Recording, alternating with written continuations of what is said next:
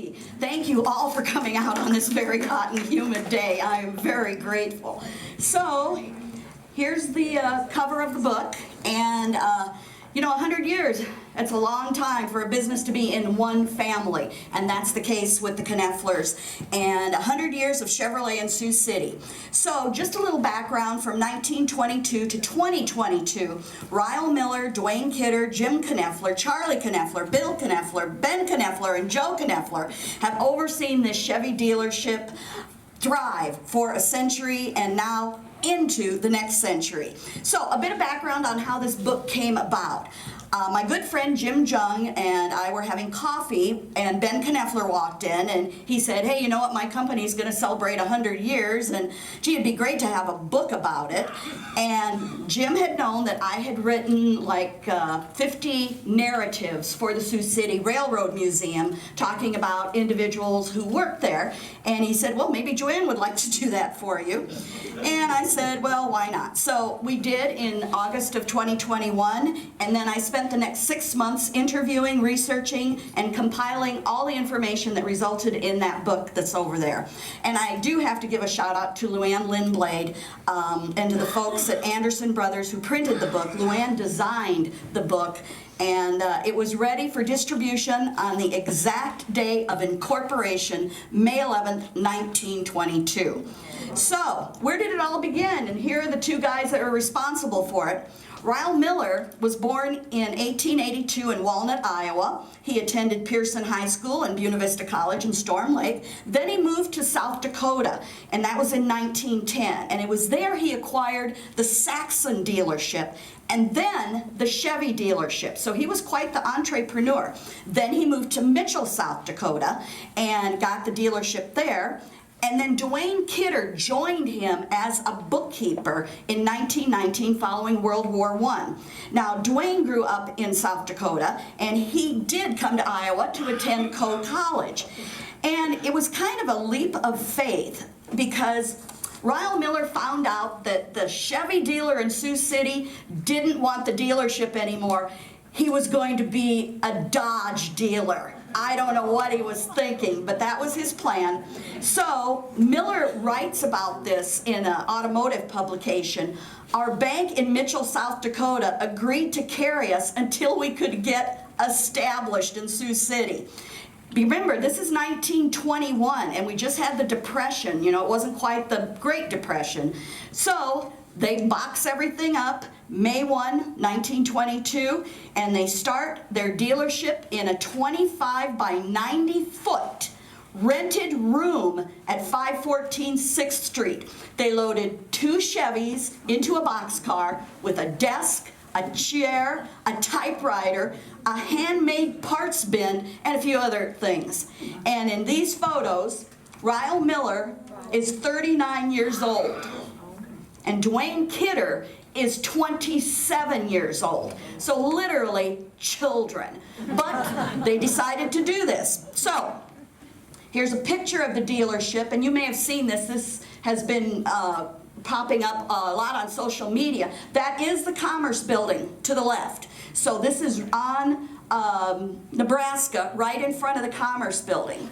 So it's 506 to 508 Nebraska. Things are going pretty well for Miller and Kidder, and so they rented new quarters, and they were the sales rooms for Marmon and Franklin cars. I mean, we don't even hear of these cars anymore, but they were in on the cutting edge of this. And this is interesting that the Journal reported in a 1923 article that the dealership had expanded from 5 employees to 35 employees. Then they added a dealership in Norfolk, Nebraska, and then the growth was even more astonishing because the Journal, and this was astonishing, dedicated 4 complete pages in the paper to talk about how wonderful, and now it is called Ryal Miller Chevrolet, ambition, a single employee when they came here, a sales contract, has expanded to an enterprise comprising 5 branches, more than 100 employees, and whose total sales exceeded $1.5 million. It's just astonishing how successful these 2 men are. this is how they transported the cars, is by train. And that's how they came to the Chevy dealership. And one of the surprising things in putting this book together were the pictures. And somebody at Knoepfler Chevrolet had decided to save pictures, black and white pictures, colored pictures, newspaper clippings. And so when I started researching the book, they just handed me this book and file folders of all of this stuff. I mean, it was like, you know, finding the pot of gold at the end of the rainbow. But again, now we're looking at the end of the 20s. So here comes the Great Depression, and it changed the landscape for everybody. And by the end of the year, car dealers were begging manufacturers to stop production because they couldn't sell the cars. And the Iowa Automotive Merchants Association reported 80% of the dealers were ready to sell their businesses at inventory value, but not Miller and Kidder. So, whoops, let's go back. Oh, no. Well, anyway, this is the next thing I'm going to talk about. So, now you got to remember the Depression. Entrepreneurs are looking for innovative ways to make some money. And so this was one of the things that, whoops, went away, there it is, that Miller and Kidder came up with. They remodeled their quarters. They were selling shotgun shells, by the way, but you know, what else you have to do. This is what they implemented. This is the Carry Keen Carrier. Say that 3 times, you know, without any hiccups. And it was a baggage addition that was added to the rear of the car and added another 8.5 square feet of space, and it was perfect for farmers, salesmen, just about anybody, a tourist, you know, to load stuff in. Otherwise, there was no place for the people and whatever they were transporting around. So they were instrumental in this Carry Keen Carrier, and they also promoted these new cars that now have roofs. They didn't have them before. Again, another new change. And then, because they're doing so well, they added another building at 825 Pierce Street. So things are going on, and let's see. Oh, there's the 1930s. So there you can see, now we do have the cars with the roofs, which we didn't have in the previous photos. Okay, this is Ryal Miller, and what happens then in, let's see, this is about 1937. They changed the name, and this is kind of funny because they keep changing the name of the dealership. So now it's Ryal Miller Kidder Company. And then they added Macmillan ring-free oil motor to sell at the Pierce Street building because, again, they needed money. But this is Ryal and a couple of those fancy schmancy cars. One of the things that was interesting about Ryal Miller was he had a lot of hobbies, and one of them was flying or aviation. He was the owner of the Rickenbacker Airport, and yes, after the American fighter pilot Eddie Rickenbacker, and it was a few miles northwest of Sioux City in Stevens, South Dakota. I don't even know if there is a Stevens, South Dakota anymore, but it was just northwest of Sioux City. Then he founded the Rickenbacker Flying School. So he owned 2 planes, this is one of them, and then he got a lease on some land, and with that, he established Tri-State Airlines, later bought by Arthur Hanford, who then brought Braniff to Sioux City. For those of you old enough to remember Braniff Airways that flew into Sioux City. So Ryal Miller, you know, was not just a guy who sold cars. He had a lot of other stuff going on. Oh, let's see. So we're into the 1940s. I thought maybe, yeah, this is the Carry Keen airplane. And for those of you who have gone to the Sioux City Public Museum, there is one hanging in the rafters. And what's interesting about that is, again, Ryal Miller was instrumental. These were built in Sioux City, and so he had a vested interest in it. It was short-lived, though. You know, it cost a lot of money. This was about 1933, and so they continue to expand kind of their investment in Siouxland, in this kind of thing. And then at that time, now they're selling, in addition to, remember, the cars and the shotgun shells, now oil, grease, coolants, and other fluids. Now let's see what this next one is. Here are the trucks. So we're in the 1940s now, because I've been talking about cars over and over. They're selling the cars. Well, it wasn't all cars at the Chevy dealership. Trucks were a huge part of the line. And things were really bright now. It's 1941. So a 1941 Chevy had more wheelbase, more footroom, more shoulder room, more seating room, a wider windshield, a vacuum-powered shift, and more oomph with a 90 horsepower valve-in head Victory engine. Doesn't get much better than that. 1941. But guess what else happens in 1941? So what does President Franklin Roosevelt do? Well, he says we got to repeal the law against selling munitions to countries at war. Does that sound familiar? No, this is not going to turn into anything political. But so resources are earmarked for defense production, and so fewer cars are produced. Thus, the dealers have less opportunity to sell cars. And then, of course, Pearl Harbor. And then there was a ban on the sale of all new cars. So they were really scrambling. So now they got to look for another way to make money. And so they team up with the National Automotive Parts Association, better known as NAPA. Now they're in cahoots with NAPA. So when you think about these guys and what they did, you know, to make a buck, to keep their business thriving, they were so willing to partner with anybody and anything to be successful and make sure that their business was successful. So, God, that's not the end of it. Ryal Miller's other hobby was sports. And so this is a picture of the baseball team. And it's called the Ryal Miller 9 Baseball Squad. And Miller was named president of the Sioux City Baseball Cowboys team, which was a small kind of inter-city team. But then he becomes the president of the Class A Western baseball team. He managed to acquire the franchise. So it'd be like today, him going and getting a franchise for the Explorers. That would be the equivalent today. But then he stepped away from that, because remember, his main focus is trying to sell cars. Anyway, so in 1947, the dealership undergoes another name change, and now it is Miller Kidder, which, when my uncle visited here, thought it was very funny. He kept calling it Killer Diller Chevrolet. So it was Miller Kidder Chevrolet after the two guys that owned it. Okay, out of the 40s and into the 50s. Who knows where this is? Somebody said it.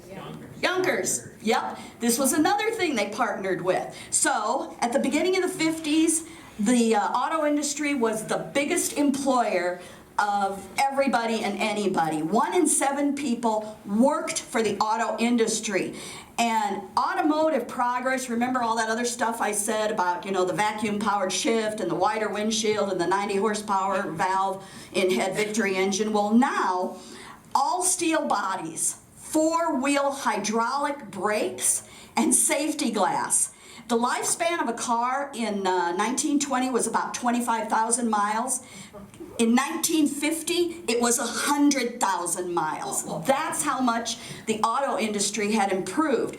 And so, here's a picture that is a Chevy Corvette. God, this is like, you are sharper than the students at Western Iowa Tech when I taught them. Because they just sit there and go, So, but you knew that was a Corvette. So, what is going on here is Yonkers had fashion on the go. You know, but it got people in. And so they're promoting this, and then they took the cars down to the Sioux City Auditorium. And, you know, we talk about Miller and Kidder and Miller and Kidder, Kidder and Miller, and you think they were business associates, which they were. But the other thing they were very close personal friends. And I stumbled across a little thing in my research that they hosted a garden party because they lived at 2601 and 2611 Solway Street. So literally they were almost neighbors of each other. So now, 1958, Kidder becomes president of the company. Now Miller is older, remember? In the picture he's 39 and Kidder was 27 or something like that. But Miller stays on. Who remembers this? Yeah, it's the Soapbox Derby. And they connected with the National Soapbox Derby, which started in Ohio. The first mention, though, because I found this, of a Sioux City Soapbox Derby appeared in the July 29th, 1940 issue of the Journal, when it was reported that patrolman Lewis Peterson suffered a thigh injury when the horse he was riding was spooked by not a derby car, but a motorcycle. He was thrown off and had a thigh injury. That was the first time I saw anything about the Derby. That was 1940, and that did kind of precede the national input of the Soapbox Derby. So maybe some of you remember where it took place. I kind of had a sense, but then it was a 975-foot course down Pierce Street. It started about 11th and ended about at 8th or 7th Street, depending how fast you were going and how good the brakes were on your car. Okay, next. Joanne? Yes, Is that on Pierce? Or is that on Douglas by the church? What church is that on? It's on Douglas. Actually, it looks almost like it's on Jackson. That looks like the church on Jackson. And I'm not sure, again, what year this was or how this picture surfaced, but when I researched it, it was the Journal that reported that was, and that's kind of where I remember it, and yeah, on Pierce. And then a couple of the people I interviewed who worked for Knoepfler Chevrolet talked about they just took the day off. Well, they didn't have to work on a Saturday, so they just went on their days off, and there was hot dogs and popcorn, and it was quite the deal, you know, and they didn't mind it because it was real festive, they said. It was a great time. So you're right, I'm not sure about the church. Can you make that bigger? No, I don't have that capability. You're very lucky I know how to punch the button to make the next slide. Can't read it, can't make it bigger. What was the All-American Soapbox Derby? Look at there, Sioux City Tribune. Huh. Okay, all right. Good questions, make me think. Okay, Soapbox Derby. Let's see, here we go. Now, we're in the 1960s, and so remember those? Kind of touted as Camelot, because we had a brand new young president, John F. Kennedy. And in this photo, now people are looking at cars much more than transportation. They're looking at them as a way to enhance their recreational activities. And so that is a very young Jim Knoepfler, and he is handing the keys to that very happy family. And so that brings us to Jim Knoepfler, who is as integral to the success of Knoepfler Chevrolet as almost anyone. He joined the dealership, let me see now. Put my thing down too quickly. I did. Oh, here we go. You guys are very forgiving. Not throwing tomatoes at me or anything. Okay, so here's the question: how is this dealership in one family? Miller, Kidder, Knoepfler. This I'm going to explain to you. He married one of the daughters of... You're stealing my moment here, sir. I read the book. Oh, well, then I will give you credit for that. But Duane Kidder, his wife, Edna, married, okay, so Edna is married to Duane Kidder. Her sister Corinne is married to Carl Knoepfler, who Carl Knoepfler is Jim's dad. So that makes Jim Knoepfler a nephew of Edna and Duane Kidder. And that is the way the relationship has been in one family. So it's uncle to nephew to great nephew and, into the future. So that explains the relationship as to why it's in the one family. Okay, so that's Jim. Here we go. The guys have really gotten older here, haven't they? So this is Miller and Kidder, and Ryal Miller died in 1963. He was 80 years old. He really never stepped away from the day-to-day stuff going on at the dealership. And a journal editorial praised him as Sioux City's most prominent citizen. And he really was. When you look back at the Carrie Keene baggage carrier and the Carrie Keene airplane and being with Napa and expanding the dealership and and the baseball, he was really invested in this community. And I think that's why his community or his dealership was so successful. And it just tickles me. So Ryal Miller still has quite a bit of hair, like he did when he was 39, and Duane Kidder's lost a lot of his hair. So apparently being the bookkeeper was a lot harder than just running the whole place. But honestly, here we go. White shirts, ties, suit coats. They kind of look more like bankers than car dealers, right? That's changed over the years. Now, guess what? 1965, they changed the name of the dealership one more time. Now, it is Kidder Knoepfler Chevrolet. And Jim Knoepfler is now the general manager. See, the Kidders had no children, and so the Knoepflers were like their children. Because again, remember I said they lived almost next door to each other, and so they interacted a lot. And Charlie Knoepfler talks about that relationship in the book quite a bit, of how enamored the Knoepflers were of the Kidders because they had no kids. And if you have no kids, you have more money than those of us who have children. So it's just natural. And so they indulged these kids quite a bit and gave them what I would call great, leadership qualities and encourage them to be successful. Okay, this is one of the fun stories in the book. The Kidders had no children. Duane Kidder was semi-retired. But Harley Beale, who has a lot of stories in the book, and he was a comptroller there for almost 40 years. As a bookkeeper, Duane Kidder was tight. Ryal Miller was always taking on new projects, this, that, and the other thing, and Duane Kidder usually had to bail him out with money. And he was just good with the books, but he was tight. So, once a month, Duane Kidder would take the department heads to the Hawkeye Club. Yeah, the Hawkeye Club, that was a place where you went and you had pretty darn good food.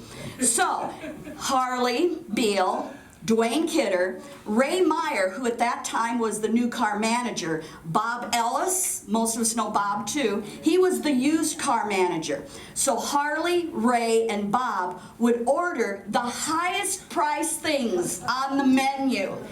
And Duane Kidder would order cottage cheese and peaches. Yes, so that kind of tells you a little about the personality of Duane Kidder. Okay, guess what? Now we're into the 70s, and this is big news, although remember the 70s, that was a deal that, it was a time when automobile dealers weren't looked at real positively because there was that huge energy crisis created by the Mideast oil embargo, and the word environmentalist suddenly was surfacing. And so cars were looked at as bad things because they were spewing all of these things into the air. And things are changing at Knoepfler too. So 1970, this is what took place. The firm built a new sales and service complex. That is on 7.5 acres of tract. It is south of 2nd Street between Nebraska and Virginia streets. And Duane Kidder, in the journal story that talks about this brand new thing, said they really wanted to have this happen starting in 1961, but it takes a while. You're looking for land. Where do you want to go? Where do you want to be positioned to best serve your community? And so it wasn't until 70 that they came here. It took them a year. And remember I said how they kept expanding? That first slide way back where they were downtown by the Commerce Building, then they kept adding and adding. This complex replaced 7 of their buildings. And again, if you grew up in Sioux City, you kind of knew where those buildings were, because I remember even, you know, in junior high and high school driving by them. So this was a real big deal. And then it was in the 1970s that Jim's son Charlie came on board, and if anybody's got great stories about Duane Kidder and Ryal Miller, it was Charlie Knoepfler. And again, they're in that book there, and they're just priceless. He had a lot of stories, some of them I couldn't put in the book, and he was comfortable with that, but I was grateful for him. So Charlie came on board full-time in 1977. Duane Kidder, again, stays with the company until the age of 83. And that was in 1978 that he passed away. So, long time that these people were involved with this dealership. So, now we're into the 1980s. Remember the 1980s? High inflation. High interest rates, the farm crisis, of course we all remember that because we lived it. And so, the hostages in Iran. Yeah, a lot of stuff was going on in the 80s, and Jim Knoepfler was well aware of all this stuff. So in 1982, Charlie Knoepfler comes on board. He is named used car manager, and then Bill Knoepfler, who had been doing other things, comes on board, and he is younger than Charlie. Charlie's the oldest, then Bill, and he comes on board to run the parts department. And next, the dealership starts, guess what? 1985, another new name, and now it is Knoepfler Chevrolet. So 1985 was when it became Knoepfler Chevrolet. And then, remember the rebates in the 80s? Yeah, Chevy started and continued that through the decade. And finally in 1989, Jim Knoepfler retires, and maybe at a good time, because that year, 1989, the World Wide Web was invented and connected everyone in the world, made it effortless for people to find information about anything and everything. And guess what? It also impacted the automotive industry. So, let's see here. Who wouldn't like to have a truck for $8,000? Yeah, it's 3 times, 4 times that now. But this is the 1990s. And that was the going rate. Now this is the final decade before the end of the century, and that, of course, I said the World Wide Web was initiated. The personal computer grew exponentially, and now we got mobile phones, and it's a brave new world out there. But for the auto industry, it also changed dramatically. You know how things changed? Key fobs. Key fobs in the 90s. On-board diagnostics, where the car talked, the computer talked in your car to the dealership and it said what was wrong. Airbags. That was in the 90s. So there was a lot of things. Google was founded at that time, Apple computers. And so Jim Knoepfler is slowly easing his way out of the business, although Charlie insisted that his dad was really kind of intrigued with all of this technology stuff and liked to play with it. But he starts to step away. And so now at this time, Charlie takes over as the general manager. And remember this truck. I asked Charlie Knoepfler what was the most expensive car he sold. So he speculated that it might well have been this Corvette. This is a 1992 Corvette, sold it for $75,000. He speculated that was the most expensive car he had sold. And special cookies for anyone who can name the buyer of the $75,000 car. Gateway. Wrong. But that was a good guess. No, Charlie wouldn't tell me. He said, no, that's wrong. I can't share that. Okay. Now, remember, we're going to go into now the 2000s, because this is 1992. So we're going to go into the 2000s. And remember when you used to take trips and you'd pull out your fold-out map? Or the triptych you got from AAA so you knew where you were going? Well, guess what was introduced in the 90s? GPS, the Global Positioning System, and it revolutionized trip taking, as we all know today. And by 2000, now the dealers are getting on board. They realize what's going on. So more than half of them had email addresses, and more than half of them had websites. So here we are transitioning into this brave new world of technology. Okay, whoops. Okay, all right, we'll go back one. I had to include this. I mean, I talked over and over about how invested the Knoepflers, Ryal Miller, Duane Kidder, they were all so invested in the community. And this is a fun little thing that went on here. So in April of 2005, 8 students got together, and I don't know how they were picked, and they put more than a dozen Sioux City landmarks and festivals on Knoepfler's courtesy van. So I'm going to name them off because you may recognize some of these names. Carlos Ramirez and Ratana San of North High School, Selena Sachow and Jenalina No of East High School, Annika Kolba and Ethan Lawyer of West High School, Caitlin Flanagan and Rachel Adam of Heelan High School. So there you can see the band shell, there's the Skyline, there's the Art Center, there's the Orpheum, there's Awesome Biker Nights, Trinity Heights, and again, over and over, I mean, this is like a mantra, valuable customer insight, and it just goes back to Ryal Miller and Duane Kidder and the investment they had in the community. All right, so now we're going forth. Again, they're not changing the name, thank goodness, of the dealership anymore. But Ben Knoepfler in 2007, that's Charlie's son, joins the dealership. And Ben came on just before that global recession that began in the last half of 2008, went into 2009, and resulted in what for General Motors? Bankruptcy. General Motors goes into bankruptcy, and honest to God, it impacted the dealers because now there are fewer brands. Didn't matter. Here in good old Siouxland, Knoepfler Chevrolet still churning a product. Okay, this is the other thing that I mentioned briefly, and this is 87 years in Siouxland, and what I found unbelievable was the longevity of people who stayed working for Knoepfler Chevrolet.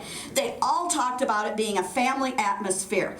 So like Lloyd DeHardy, who I don't know, but he was with the company for more than 50 years. Currently, Kurt Blankenberg worked at the dealership since 1980. Joe Kunkel has worked there since 1984. They both came on as teenagers, and they're still there. Again, that whole family atmosphere. So now we're transitioning, now we're into the 2010s, so Ben's brother Joe joins the company, and he works in all the departments, and they all did, from going out and getting the snow off the windshields to everything they did, so they learned the business. And so Joe is now the Chief Operating Officer. So here you have this stellar group, and this is Joe, the COO, this is Bill, Charlie, and then Ben. And then sadly, Bill Knoepfler died in 2018. He was only 64, but he had spent 35 years in the parts department. And Charlie insisted that the parts department was always the most profitable aspect of Knoepfler Chevrolet. And then 2017, Charlie transfers the dealer's license to Ben. He stays on in an advisory capacity. So there were a lot of pictures I could pick for the 2020s, But I think this says it all with the masks. And now, as you can imagine, technology is an incredible part of automotive stuff now. Computers totally change the way cars are fixed and addressed and all that. So I asked Ben Knoepfler what his plans were for the future now that we're in the 2023. And he said his business plan was going to remain the same as Ryal Miller, Duane Kidder, Jim Knoepfler, Charlie Knoepfler emphasized. Give customers what they want and be receptive to change. This is the last slide. I couldn't have done this book without these three people. They were so instrumental. There you see a very young Ronnie Burns, who in this 1997 journal ad is pictured. She joined the Knoepfler family in '71 and then retired after 33 years of service. Lots of behind the scenes stories. Also valuable, Harley Beale, and he had the most stories about Duane Kidder and Ryal Miller, more than anybody else did. And then Charlie Knoepfler, who started at Knoepfler Chevrolet, washing cars, worked in every department before retiring in 2017, and his death on January 13th of this year, at age 69, was a huge loss for many of us. He was gracious, he was honest, and he's missed by many. And here are my final insights. Maybe. Maybe.